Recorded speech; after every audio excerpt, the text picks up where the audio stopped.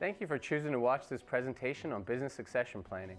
Our team, Bruton Investment Group, part of National Bank Financial Wealth Management, has been in business for 2 decades, serving institutions, corporations, businesses, business owners, company executives, professionals, other high net worth individuals, and their families.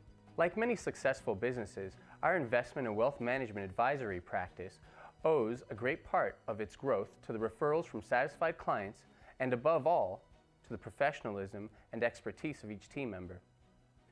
To provide our clients with peace of mind, we have taken steps to ensure we remain in business for the long haul. Allow me to introduce our team leader, Richard Bruton. He is also my father and mentor. Richard is a senior investment advisor and a founder of our team. He has a Bachelor of Commerce degree in Business Economics and an Honors Bachelor of Commerce degree in Financial Management.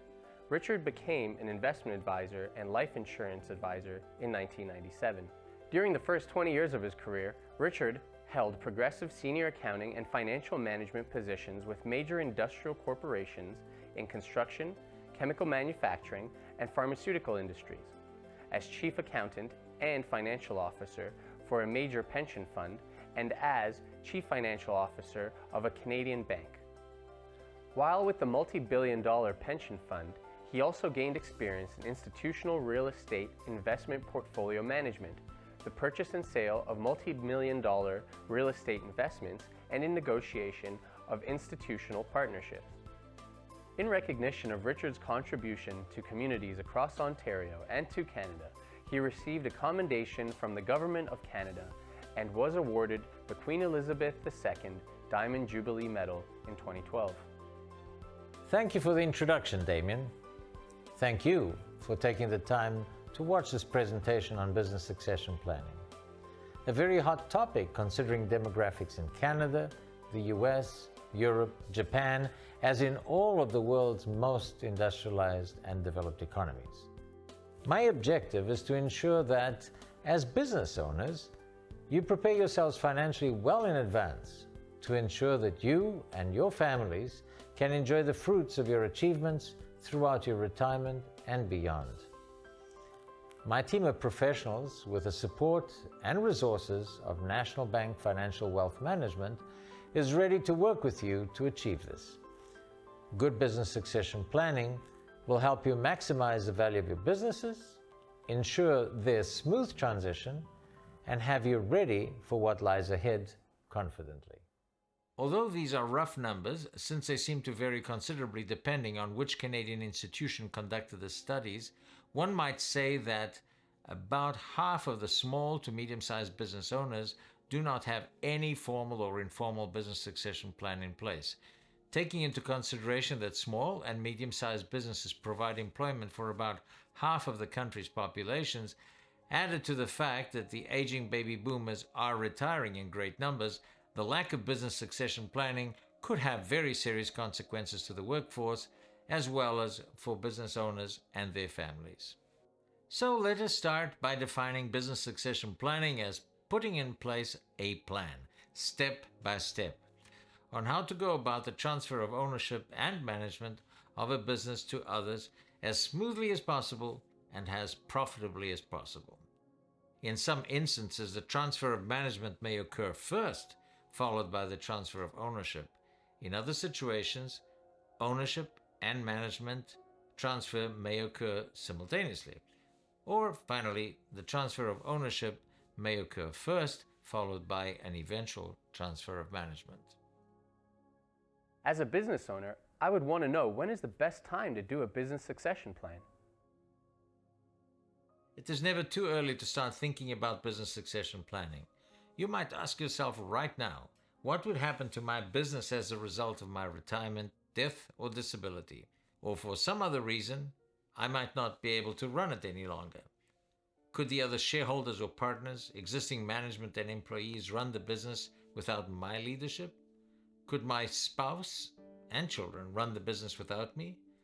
Would the remaining shareholders or partners, or even management and employees, be prepared to have my spouse or children involved in the business? What would be the impact on the other shareholders or partners, management, and employees if the business failed? What would be the impact on the community where the business is established, the industry, and even the country? What would be the impact on my family if the business failed? Am I being a good steward of the business my partners and I have built together with management and employees if I don't try my best to ensure its continuity? Early retirement brought about by disability, critical illness, and even the possibility of sudden death of an owner or shareholder or partner can lead to complete chaos and collapse of a business. The lack of planning could have serious consequences to other co-shareholders, partners, management, and employees, not only for those in the business, but also in the family of the business owner. Whether there is direct family member involvement in a business or not, to achieve family harmony and assure them of peace of mind, a business owner should take care to discuss succession plans with his or her loved ones to understand their concerns, their potential interest in remaining involved in the business, get their opinions, understand their personal goals and objectives. Therefore, an early start should achieve the best outcome because, among other things, business owners, shareholders, and partners would have time to plan to achieve personal and business-related goals and minimize potential risks to business operations. It would provide peace of mind to the other shareholders, partners, management, and employees, bankers, lenders, suppliers, creditors, and customers. It would allow time to plan today and to implement tax-advantageous strategies to ensure the best outcome at time of sale of the interest in the business. Take advantage of the capital gains exemption, do an estate freeze perhaps, and other strategies. Afford time, essentially, to revise business plans and make better final decisions. From what I can see, there are obvious benefits to an early start to business succession planning. Oh yes, there would be time to implement the succession plan. It would facilitate a smooth transition of the business, gets the best price for the business, allows time to negotiate the best contractual arrangements with the new owners, facilitates the sourcing of financing to complete the sale successfully, allows the owner, buyers, and management to prepare for and tackle unexpected situations ahead of time or as they occur. Contributing to peace of mind in the family is probably one of the most important things when dealing with business succession planning. Discussing plans with the family to establish what they want out of the business would facilitate the transition process. Assuming that some might be involved in the business as business partners or employees, and they might even want to continue in the same or different roles. Are there any other benefits to an early start to business succession planning? Different types of businesses typically require different business succession plans. However, there are many steps which are common across succession plans.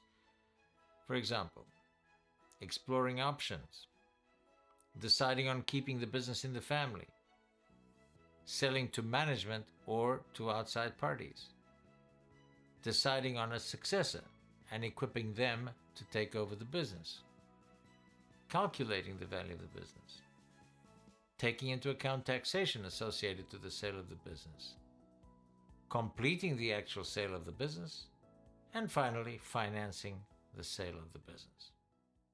One might conclude further that an early start to business succession planning clearly contributes to a more harmonious relationship between co-shareholders, partners, management, and employees before, during, and after the sale of the business or interest in it. You are quite right. Before approaching business succession planning, one should start by having a very clear idea of one's personal objectives and goals in retirement or in case of death, and one's financial ability to turn those dreams into reality at the time.